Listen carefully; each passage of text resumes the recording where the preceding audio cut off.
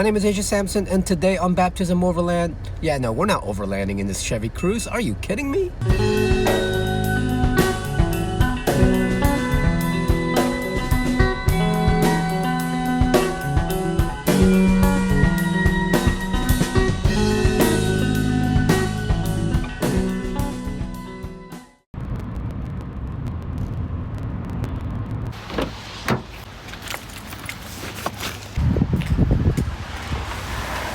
Alright, so the room's not ready yet, so I figured I'd just sit in the lobby, get some work done.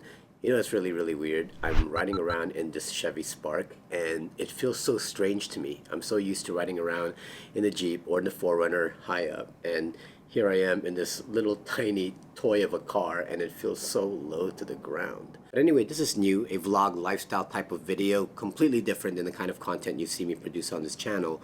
But last couple of weeks I have been touring the Northeast, going to different colleges, performing spoken word poetry.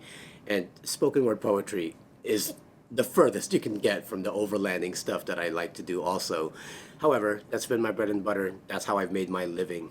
But while I'm out and about, I didn't want to just not release a video. I know I had to miss last week, so I didn't want to just not release a video. So I figured I'll take this time right now to just give you guys some updates.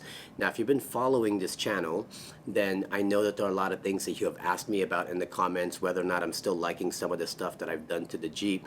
So I figured that's what we'll do here. We'll get that out of the way. I'll let you guys know about all these past mods that I've done and whether or not I still like them. If you do not follow this channel, you can watch this video, obviously, but you can also just go to the links below so you can see all the installs that I've done, so you can kind of get yourself caught up before watching this. But yeah, that's what we're gonna... Okay, she's motioning for me that the room is ready. Let's go check in first.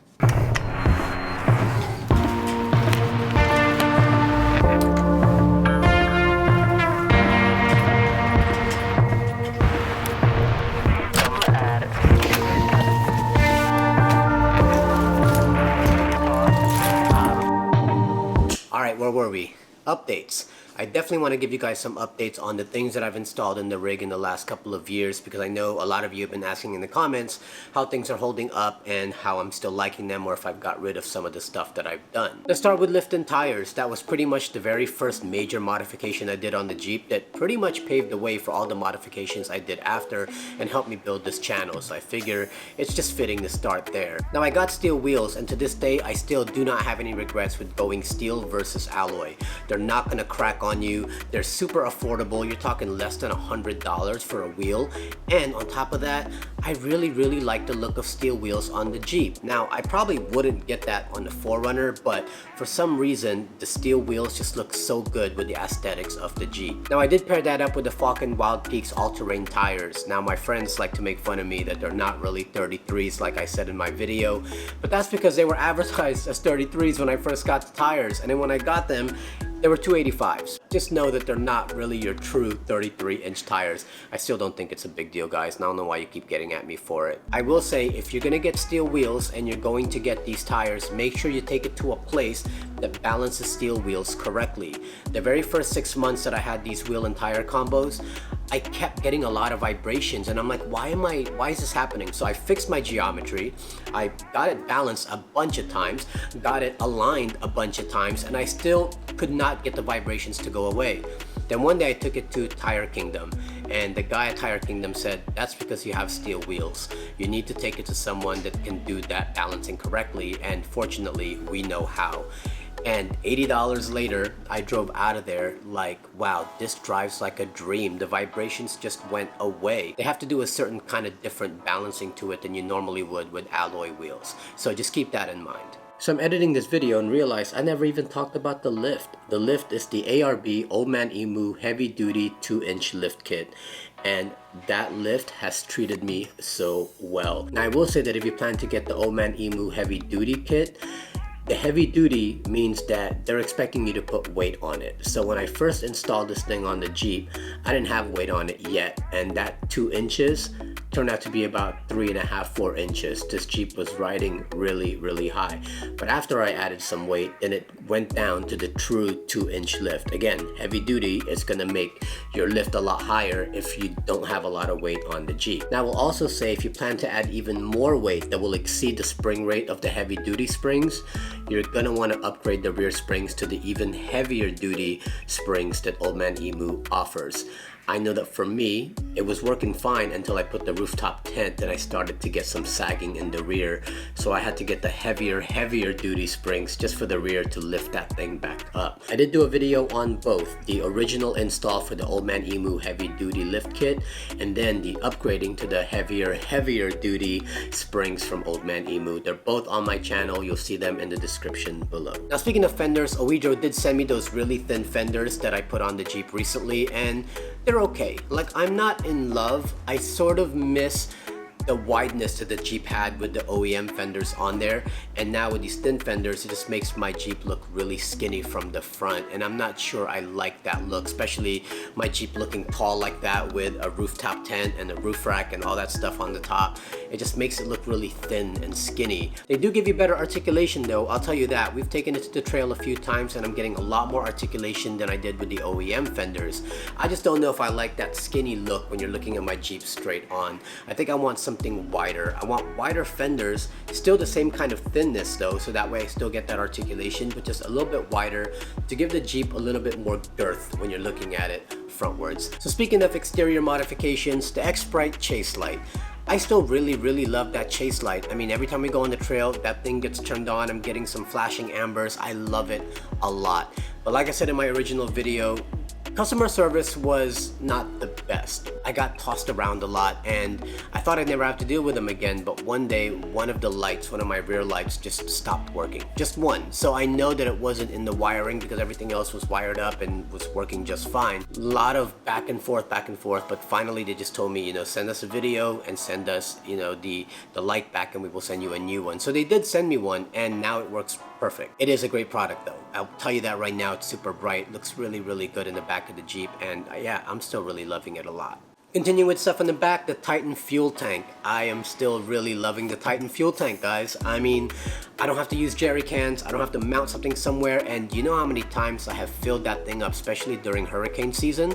I would go and fill up that Titan fuel tank, and now I have fuel on the go. And having that self-siphoning tube just makes it so easy to refill your own tank with it. The only thing is, of course, when you put that thing with fuel, it gets really heavy along with the spare tires. So I know that it's gonna start wearing on my hinges if I keep fuel in there. And normally I don't. I keep it empty unless I really need to fill it up. However, whenever we do go camping and overlanding and that thing is filled with fuel, when you open my tailgate, man, you could feel that the whole Jeep kind of moves just because it's so heavy. I'm gonna need to reinforce that tailgate at some point or go get a rear bumper along with something that will hold that tire. I think it's time. Now my roof rack, the Front Runner Slimline half rack system, I am still really loving that roof rack. I mean, I don't really get to use it though because pretty much my rooftop tent stays on it, so I don't really get to use it for cargo or anything like that, but it's holding up really well. I was afraid when I first got it that is the half rack gonna be enough to mount the rooftop tent to? I thought I might need a full rack, but I didn't want to get a full rack and have pillars coming down the side of my A-pillars in the front. And yeah, the rooftop tent sits on there perfectly. That rack will take up 75% of the bottom of the rooftop tent, so you're not gonna get like an imbalance. There's only like a little bit that's not on a roof rack, and it's not enough to kind of tip it over or anything like that. It takes up a lot of the rooftop tent's bottom, and you can still mount a lot of great stuff to it. I've been able to mount all the things that I needed to mount to my rack really easily with the system that Front Runner has. Well, now that Front Runner came out with this brand new full roof rack that's a lot more affordable, I think I'm gonna get that for the 4Runner because I want the 4Runner to have a Front Runner roof rack and I want the Jeep to have one too. That way I can set up the same kind of system. So if I need to move things from one vehicle to the other, the system's already in place. I have been able to mount so much stuff to my roof rack easily with this Front Runner system. Like the chase light is on there, I got my shovel on there, got my awning on there, and my rooftop tent, like I said, it sits on there really nicely.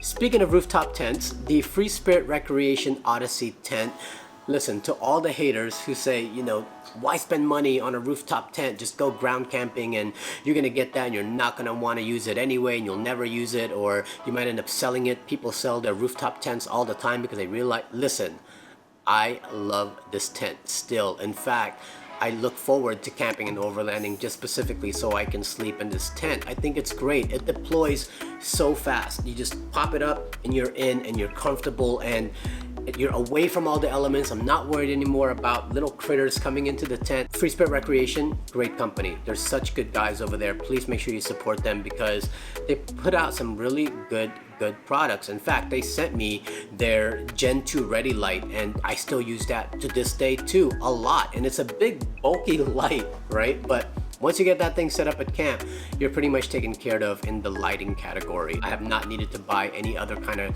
camping light again. I know they're not paying me, I'm not an affiliate with them, but they are huge supporters of the channel and I really like the products they put out. I will pay my own money for their products because I just think they're great. Now, speaking of things mounted to my roof rack, the awning. Now, actually, you know what? We'll come back to that. Moving on to the inside, my DIY drawer system. I still really like my DIY system. I mean, yeah, if I had the money, would I probably get Goose Gear? Yeah, probably, because they're really nice. But for something that I can create myself, yeah, I like it because I'm able to customize it to work for me. I have an area for my tools, I have an area for my emergency roadside kit, and then I have a pull-out drawer, and then with that pull-out drawer has a little platform that you can pull out from there to extend it even more.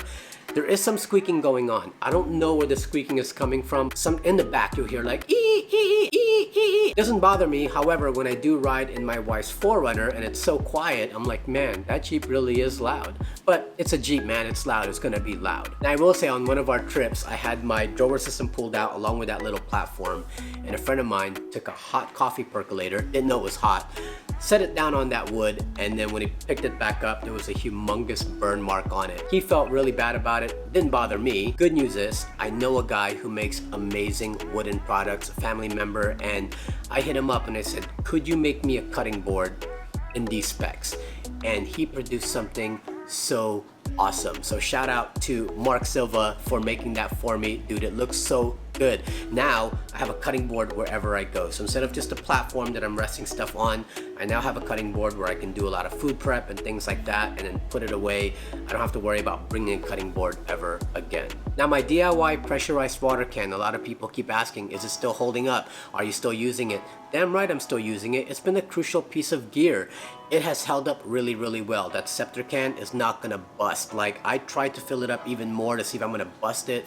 And yeah, I've been able to get it up to about 13 PSI, which is probably the furthest I'll go with that because that's just enough water pressure for me to get things washed up. And I use it a lot for washing dishes. We take it to the beach, especially when we go to the beach and we want to get the sand off of our feet. Having that around has been really handy. It does lose pressure after a while, so I have to keep filling it with air. I'm gonna need some sort of onboard air compressor at some point, not just to fill my tires, but also to fill up things like that. Because right now I don't wanna have to bust out an air compressor every time I want to get this thing pressured up and have to plug it in and all that. If I had a system built into the Jeep already, then I could just pressurize it right there and then and I'll be good to go. And moving on to the cabin, the command center, basically where I drive, the Midland MXT 275 GMRS radio. I love that piece of gear. I have used it so many times when we're out convoying. I'm glad to have a radio that's already mounted in the Jeep and that I can put away really easily. I mean, all the controls, again, are on that handle. You can just unplug it from the system and put it away, and when you're ready to use it, just plug it right back up to the control unit. And if you really wanted to unmount that control unit, it also has quick release, so you can take it out as well. And it just makes communications so much better. Plus the reach on it is much further. You're getting what, 22 channels I believe from, and they take away all the FRS channels too, so I think you're getting like 1 to I believe 7, and then from 12 to 22. I don't know, I'm not home, I can't look at it, but they take away all the FRS channels and you're just left with just pure GMRS channels. Make sure though, if you're gonna get it, just get one of the antennas that they sell separately, because you can use the antenna that it comes with. You just have to make sure that you mount it up really high and it's magnetic. But having the bigger antenna, the one that gives you a lot more gain. You can get the stubby one that they have or the longer one, and I got the longer one, mounted it to my front bumper, and it has worked out great there. I'm getting a lot of distance with it. Yeah, one of the best things I've gotten is that GMRS radio because it just makes things so much easier. All right, the Vector Off-Road JKE dock. Man, one thing that is sad is they don't make that for other vehicles, and I see why they can't, because there's not really mounts in other vehicles like you have with the Jeep. That thing is so awesome. I mean, you can mount anything to that off-road dock. It has held up really well. It hasn't rattled on me. We've taken it to trails and I thought it might get loose. No, that thing is secure, and it's only held down with what, 3 bolts along the windshield area, and you're able to mount anything that you need on it. Plus, it works great as like grab handles if you're sitting in the driver's side. It's awesome. A lot of my friends who don't drive Jeeps, you know, will see that and be like, man, I wish they made that for my vehicle, because I just think I'd be able to mount a bunch of stuff to it. Really, really great setup. 1-inch clamps that you can put on there, round clamps. I have now everything on there that I need. I got my iPad, got my GoPros, got my 2 phones, one for me and one for my passenger. Speaking of those mounts, the 67 design mounts. Now, I love 67 design stuff. I work with them, and all of the stuff works seamlessly with that Vector Off-Road dock. Here's the thing.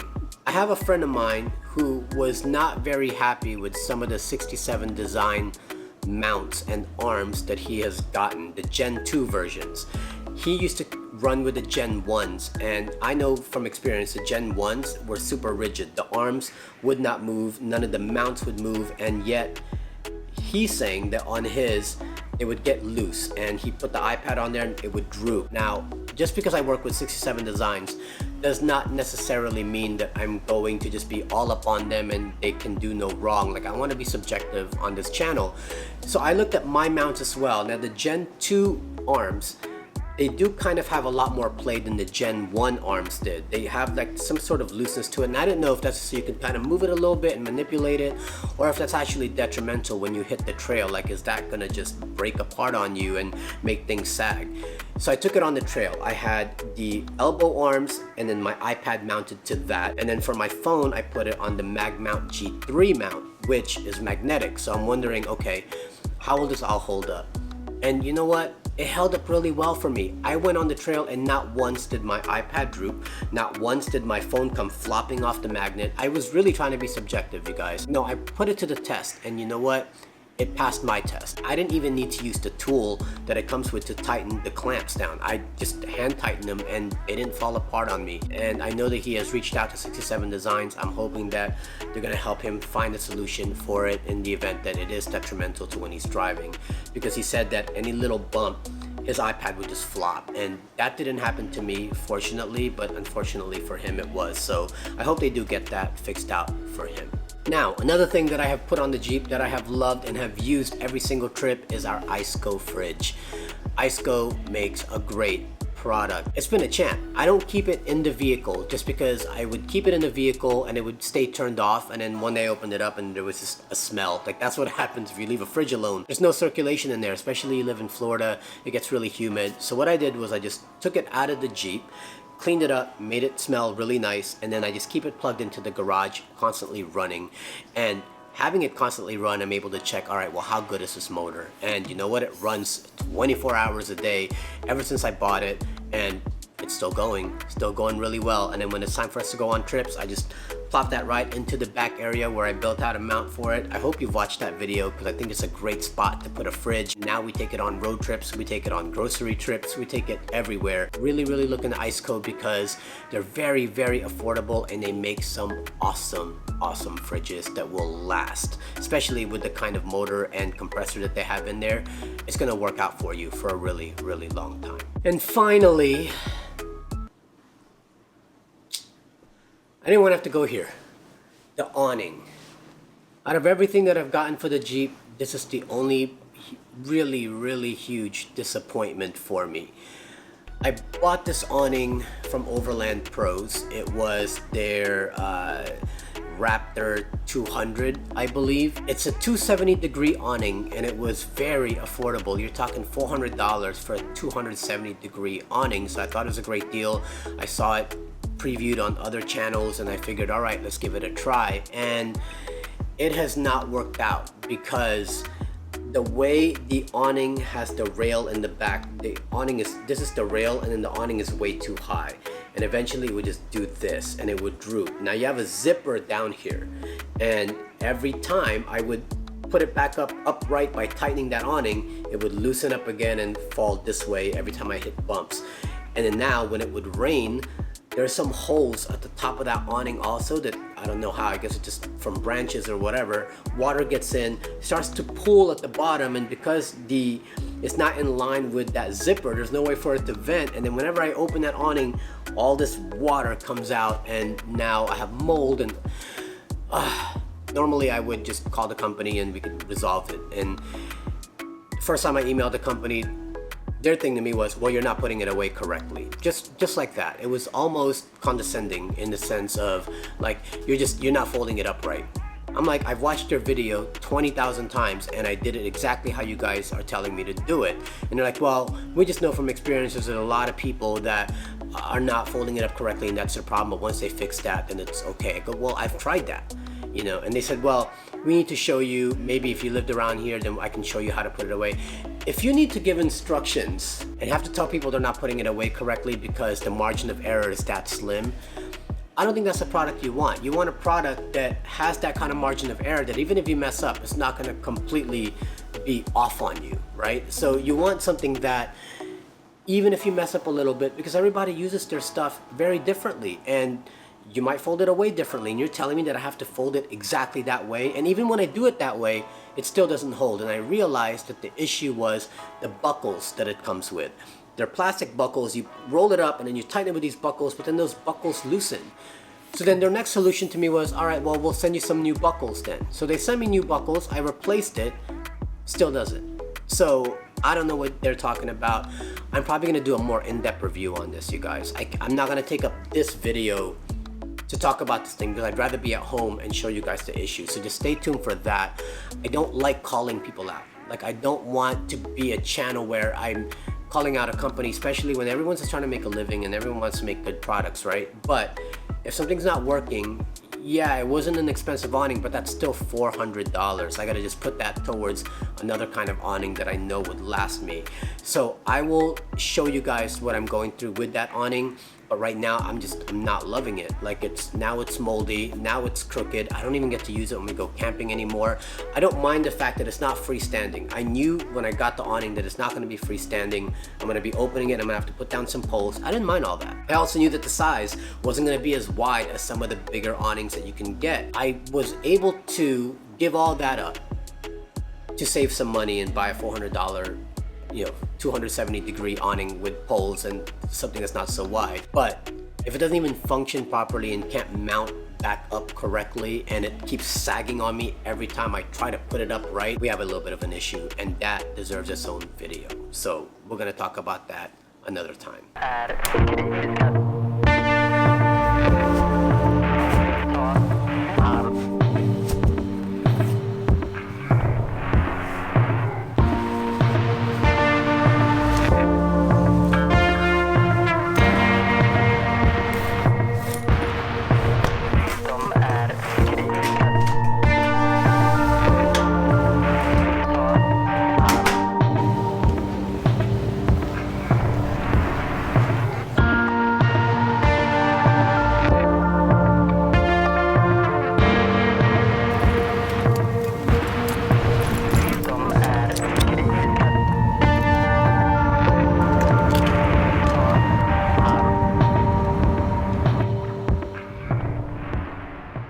Alright, so I'm at my next location. I actually just finished getting off stage performing at this conference, but I did just want to come back and say that I hope you enjoyed this video. I hope you found it useful, especially if you've been eyeing some of the stuff that I put on the Jeep and you're wanting an update to see if it's still worth it for you. If there's anything that I've done on my channel that you want an update on that I didn't include in this one, just drop it in the comments below and I'll make sure to add it in my next round of updates. If you did find this helpful, please make sure you hit that like button, subscribe to our channel, and also consider supporting us on Patreon so we can continue to make more content like this. And as always, don't forget to follow us on Instagram at Baptism Overland.